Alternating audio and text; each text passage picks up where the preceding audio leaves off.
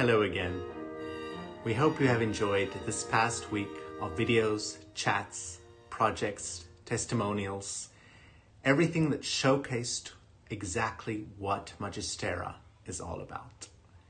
We hope you will continue to support this wonderful organization so that they can continue their work until we are all able to resume our normal lives. You can donate by going to their website and using PayPal, or sending a check to the Magisterra mailing address, or you can use the Giving Tuesday platform on December 1st. Thank you again, and good night.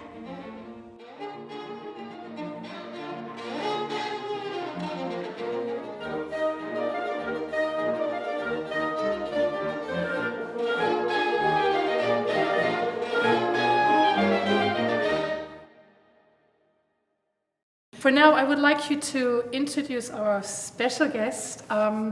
Katarina Juraskova is one of our newest roster musicians for Magisterra. Roster musician basically means we have formed the group in such a way that we don't have members, we have musicians that we call on a roster, and that changes on a yearly basis. So another concert that's coming up that you're involved in is one in our Holocaust series that we have every year in January.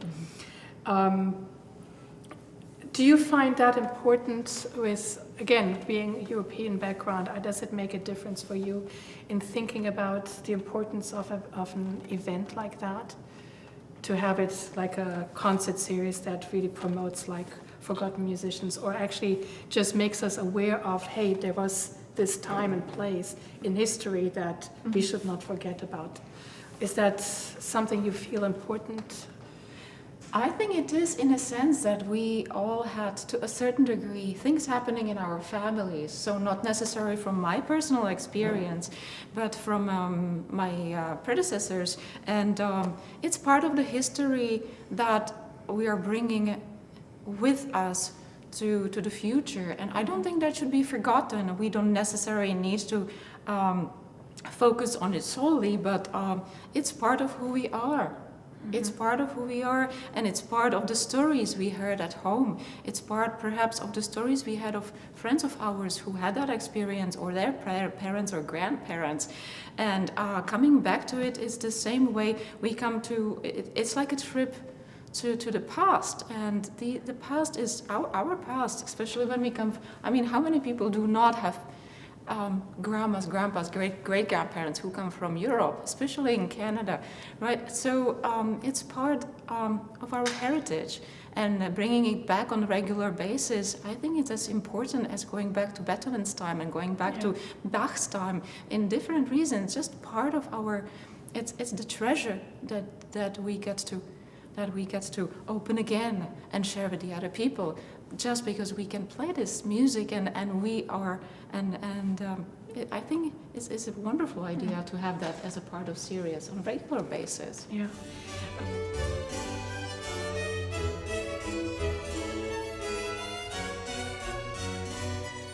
I was part of the first discovery of what used to be known as the Pergolesi Trio Sonata, and the first movement being used by Stravinsky in his Pulcinella Suite, and we always associated it with Pergolesi. And I happened to know the person who discovered in the library that it actually wasn't Pergolesi, it was Galler.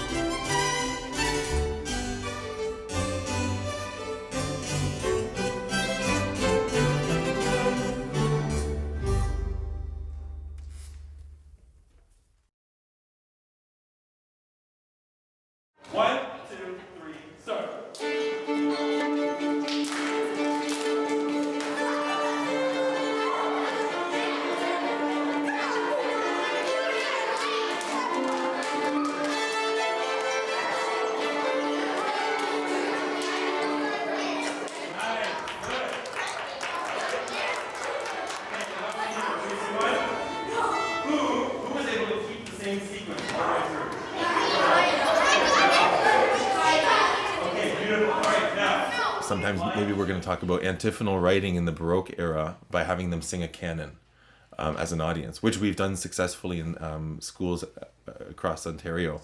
And it's been really amazing to hear, 300 kids singing a canon. And it's a quick way for them to experience the music, antiphonal writing, before they actually hear a piece written by Bach where there is overlap of voices.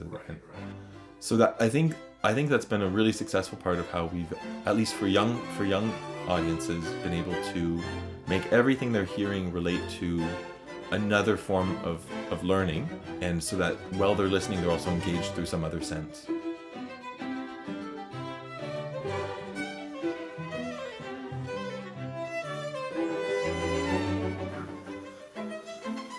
Comes in 2 bits right now. Aha! So here we see a piece that hasn't been beautified yet by varnish. So this is an albino viola inland. I better back off. Okay. Yeah. Is that's doing it? Yeah. In the screen? Yeah. Okay. People are a bit surprised that the wood you used to make the instruments with is basically white. Mm-hmm. And it's the varnish that gives the colour. Mm-hmm.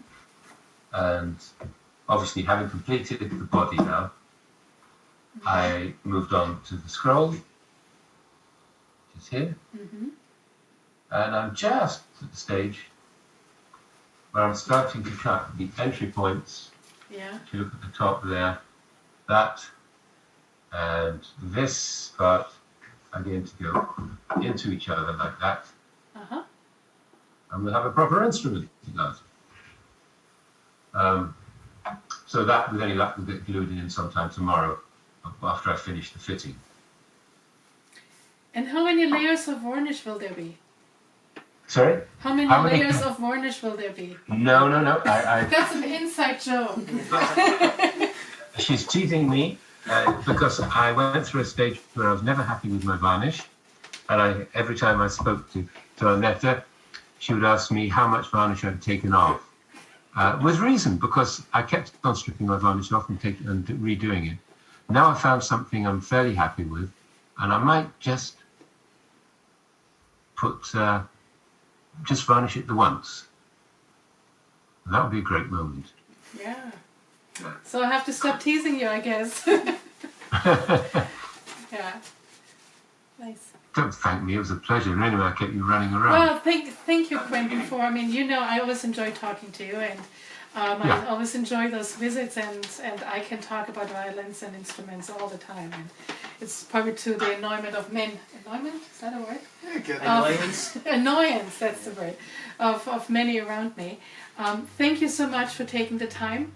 Thank you for supporting Magisterra. You have been on the board since the beginning of it. You have been a supporter to Magisterra since the beginning of Magisterra 5 years ago now, and we really appreciate that. And thank you again for that little talk. Thank you.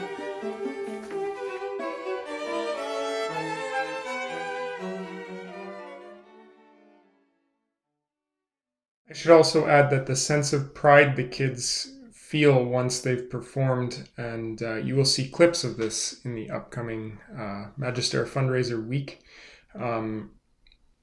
is really special to see. There's so much excitement and joy once they've completed their performance. And even in the rehearsal, you can tell that they're excited to be there, and this is such a great experience for them all the way around. I want to take this opportunity to speak about this wonderful, beautiful ensemble, Magisterra Soloists, which reunites us here tonight, and talk a little bit about where we've come in the last 4 years. Because I'm assuming that if you're here tonight, there's something special about Magisterra Soloists that has kept you coming back to our concerts, and there's something unique about what we're offering and what this organization stands for.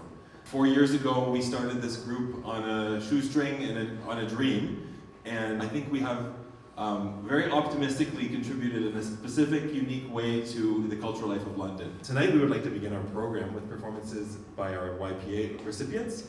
Madison will be beginning with the first movement of the Opus 12 Vivaldi Violin Concerto in G minor, and Theo will be playing the first movement of the A minor Bach Violin Concerto, the BBW 1041, which I'm sure many of you will recognize. So without any further ado, our two YPA soloists.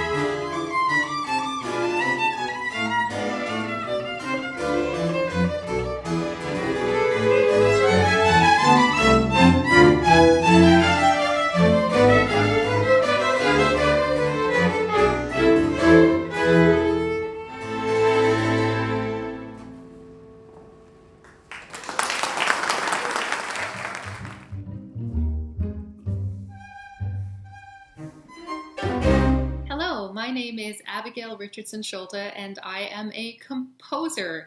I'm busy writing a work for the Magisterra soloists and famous Canadian baritone Russell Braun.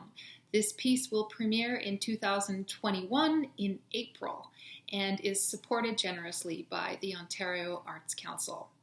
Now, in considering the text for this piece, Annette Barbara Vogel asked me to look at the text used by Robert Schumann in his famous song cycle called Dichterliebe. And Schumann used the text by Heinrich Heine, a German romantic poet who wrote the words, well, about 200 years ago. And in looking at those words today, I see them with a very different focus, and one involving climate change. I'll give you an example of some of the text. On a sunny summer morning, I went out into the garden. The flowers were talking and whispering, but I was silent. They looked at me with pity and said, "Don't be cruel to our sister, you sad, death-pale man." The next poem goes on to say, "I wept in my dream, for I dreamt you were in your grave. I woke, and tears ran down my cheeks." Now, I look forward to setting this text in both English and German for baritone and for strings.